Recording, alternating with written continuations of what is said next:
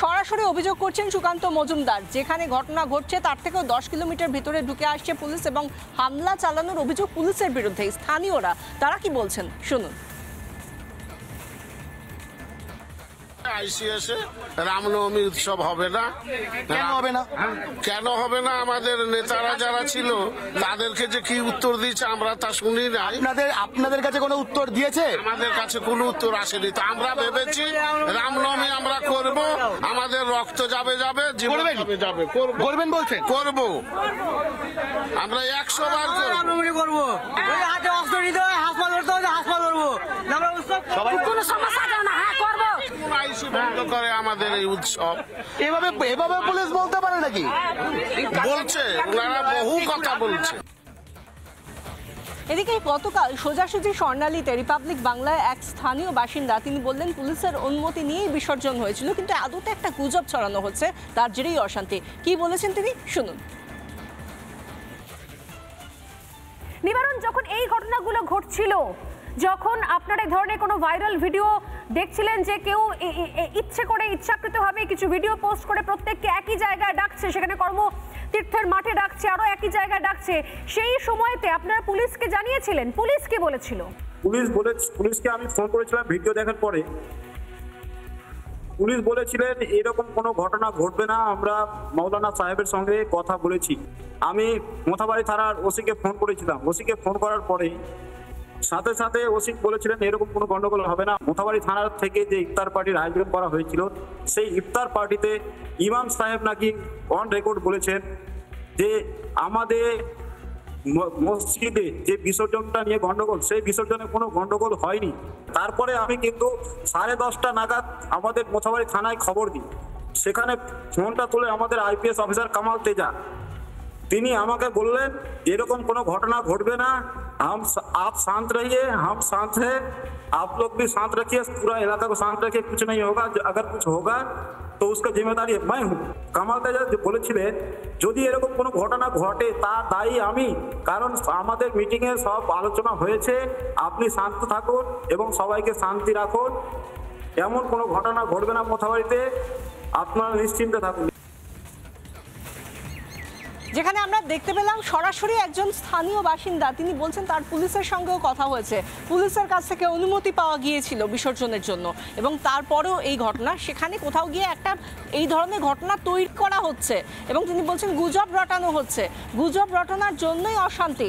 এই ধরনের ঘটনা কেন ঘটছে? কিছুক্ষণ আগে আমরা সুকান্ত মজুমদারকে বলতে শুনছিলাম, তিনি তার ভাষণে বলছিলেন যেখানে আটকে দেওয়া হয়েছে পুলিশের তরফ থেকে মোথাবাড়ি যাওয়ার আগেই সুকান্ত মজুমদারদের, সেখানে দাঁড়িয়ে তিনি বলছিলেন যে কি অবস্থায় তারা বলছেন যে কোনো না কোনোভাবে এটা তৈরি করা হয়েছে, না হলে জ্যারিকেন হাতে নিয়ে, কেরোসিন ভর্তি জ্যারিকেন হাতে নিয়ে কেন সেখানে তারা পৌঁছে যেতে পারলো? একেবারে পরিকল্পনা মাফিকই করা হচ্ছে, সেই একই কথার সুর শোনা যাচ্ছে স্থানীয় বাসিন্দার মুখেও। কি বললেন তিনি আরও একবার শুনুন। আইসিএসে রামনবমী উৎসব হবে না।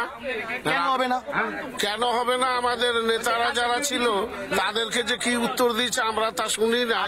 আপনাদের কাছে কোনো উত্তর দিয়েছে? আমাদের কাছে কোনো উত্তর আসেনি। তো আমরা ভেবেছি রামনবমী আমরা করব, আমাদের রক্ত যাবে জীবন যাবে। করবেন বলছেন? করব, আমরা 100 বার রামনবমী করব। ওই হাতে অস্ত্র নিতে হয়, হাসপাতাল করতে হয়, হাসপাতাল করবো। আমরা উৎসব কোনো সমস্যা না, হ্যাঁ করব। আইসি বন্ধ করে আমাদের এই উৎসব। এভাবে পুলিশ বলতে পারে নাকি? বলছে, ওনারা বহু কথা বলছে।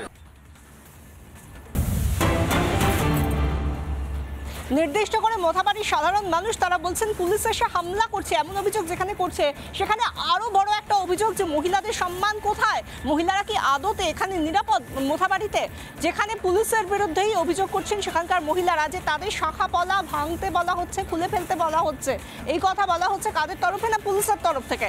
এমনই অভিযোগ করা হচ্ছে, এমনই অভিযোগ করছে মোথাবাড়ির মহিলারা। সেই জায়গা থেকে ভয়ঙ্কর অভিযোগ, যেখানে বলছেন শাখাপলা খুলতে বলছে পুলিশ, রাত 2টোর সময় পুলিশ আসছে বাড়িতে, অভিযোগ স্থানীয় মহিলাদের।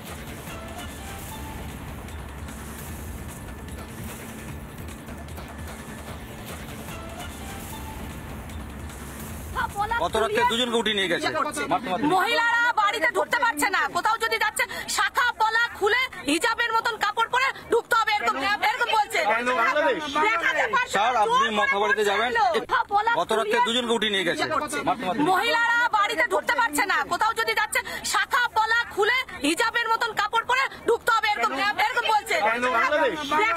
স্যার আপনি মথাবাড়িতে যাবেন একটু আমরা শুনলাম মহিলারা মোথাবাড়িতে কি বলছেন। তারা বলছেন যে তাদের শাখা পলা খুলে রাখতে বলা হচ্ছে। শুধু তাই নয়, নির্দিষ্ট একটি পোশাক পরতে বলা হচ্ছে যেটা কিনা একটি নির্দিষ্ট সম্প্রদায়ের মানুষ সেখানকার মহিলারা পরে থাকেন। কেন তাদেরকে জোর করে পুলিশ এই বিষয়টি করতে বলছে বা তাদের ধর্মাচরণে কেন বাধা দেওয়া হচ্ছে, এই নিয়ে হিন্দু মহিলারা তারা প্রশ্ন করছেন যে তারা তাদের জায়গায় তাদের বাড়িতে নিজেদের ধর্মাচরণ করবেন, নিজেদের যে পোশাক আশাক সেটা পরবেন, কিন্তু সেটা তারা করতে পারছেন না। তাদের শাখাপলা যেটা তাদের বিবাহ চিহ্ন সেটা তারা তাদের স্বেচ্ছায় পড়েছেন, সেই জায়গা থেকে কেন তাদের সেই বিবাহ চিহ্ন বা তাদের যে ধর্মাচরণ সেখানে বাধা দেওয়া হবে, সেই নিয়ে কেন তাদের যেটা তারা এত বছর ধরে যেটা পালন করে আসছেন তাদের শাখাপালার ঐতিহ্য, সেই ঐতিহ্য থেকে তাদেরকে কেন বঞ্চিত করা হবে জোর করে? পুলিশের তরফ থেকে কেন বলা হবে রাত 2টোর সময় বাড়ি এসে পুলিশ কেন এ কথা বলবে, তা নিয়ে প্রশ্ন তুলছেন মহিলারা। মহিলাদের নিরাপত্তা কোথায়, শুনুন তাদের মুখ থেকেই। গত রাতে দুজনকে উঠিয়ে নিয়ে গেছে মহিলারা বাড়িতে ঢুকতে পারছে না, কোথাও যদি যাচ্ছে শাখা পলা খুলে হিজাবের মতন কাপড় পরে ঢুকতে হবে, এরকম এরকম বলছে। স্যার আপনি মথাবাড়িতে যাবেন একটু নানা ধরনের কন্টেন্ট দেখার জন্য লাইক করুন, শেয়ার করুন আমাদের ফেসবুক পেজ, সাবস্ক্রাইব করুন আমাদের ইউটিউব চ্যানেল। পাশাপাশি অন্যান্য ব্রেকিং নিউজের জন্য অবশ্যই চোখ রাখুন রিপাবলিক বাংলায়।